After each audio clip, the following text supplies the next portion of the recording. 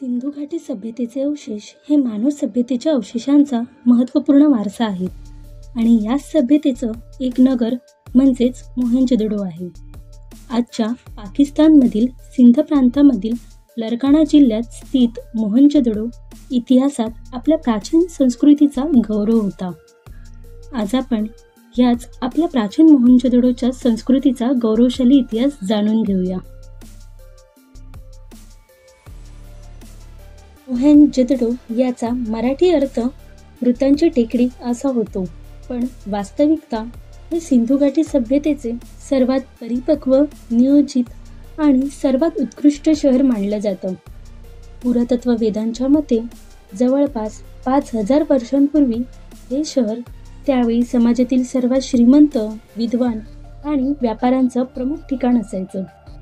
आजही आपल्याला याचे अवशेष 125 हेक्टर पर्यंतच्या भागात विस्तारलेले दिसतात.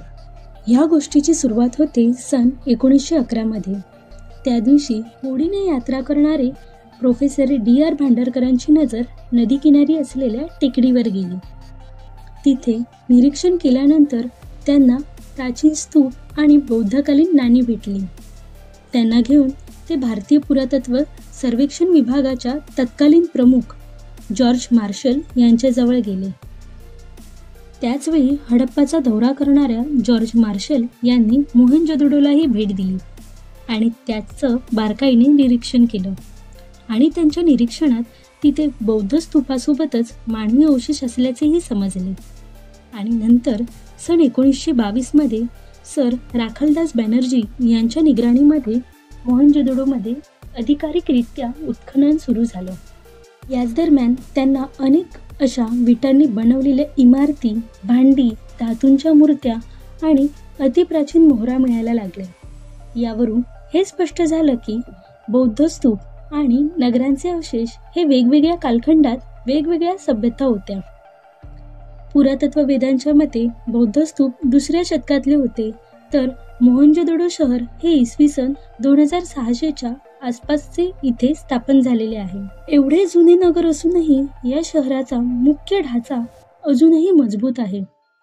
इथलं प्रसिद्ध जलकुंड म्हणजेच द ग्रेट बाथ हे 40 फूट लांब तर 25 फूट रुंद आणि 7 फूट खोल आहे.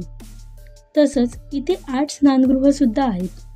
इथल्या विटा अजूनही तेवढ्याच मजबूत आहेत. पिण्याच्या पाण्यासाठी नद्यांव्यतिरिक्त प्रत्येक घरासमोर एक अतिरिक्त विहीर आणि श्रीमंतांच्या वाड्यासमोर श्रमिक वर्गासाठी विशेष वसाहत अशी अनेक वैशिष्ट्ये मोहेंजोदडोमध्ये होती. नगररचना, वास्तुरचना, पायाभूत सुविधा आणि शेती या सगळ्याच बाबतीत सुनियोजित असलेल्या या शहराचा आदर्श जगातील कुठल्याही देशाने घ्यावा असाच आहे, कारण त्या काळाचे तंत्रज्ञान आजच्या अतिप्रगत देशांनाही आश्चर्यचकित करणारे आहे. मोहेंजोदडोच्या भागात हडप्पन तंत्रज्ञान प्रगत होते. ख्रिस्तपूर्व 5 सहस्र वर्षांपूर्वीही मातीची भांडी वापरली जायची. काळी, लाल माती, हडप्पा, गेरू यांच्यापासून ही भांडी बनवली जात होती. भांड्याला आकार देण्यासाठी कुंभार तेव्हाही चाकाचाच वापर करायचा.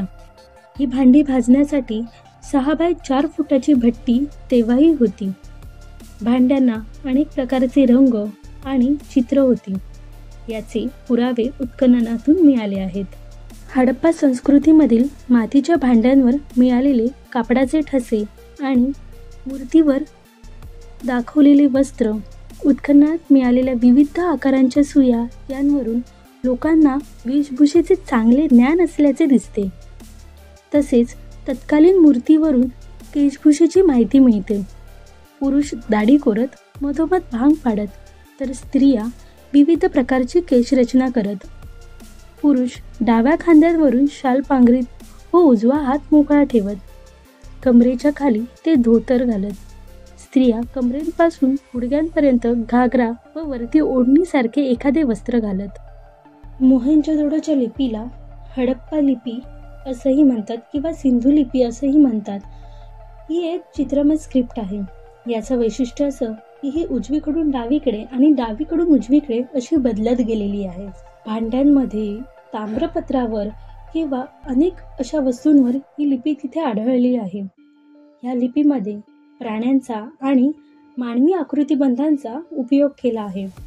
त्यामुळे नेमका याचा अर्थ काय हा समजू शकलेला नाही. इतकी प्रगत संस्कृती अचानक लयाला कशी गेली याचे नेमके कारण अजूनही स्पष्ट झालेले नाही. तसेच या शहराला नैसर्गिक आपत्तीमुळे क्षती पोहोचली असल्याचा भक्कम पुरावाही नाही किंवा जाळपोळीमुळे शत्रूने केलेल्या आक्रमणामुळे देखील हे शहर नष्ट झाल्यासारखे दिसत नाही. पण पुरातत्ववेदांच्या मते त्या काळी हडप्पा शहराच्या जीवनरेखा असणाऱ्या इंडिस आणि घग्गर नद्यांनी आपले मार्ग बदलल्यामुळे ओढविलेल्या दुष्काळामुळे कदाचित हे शहर उजाड झाले असावे असे मत आहे. तर तुम्हाला ही माहिती कशी वाटली ती मला नक्की कळवा आणि व्हिडिओला लाईक, शेअर आणि सबस्क्राईब करायला विसरू नका. धन्यवाद.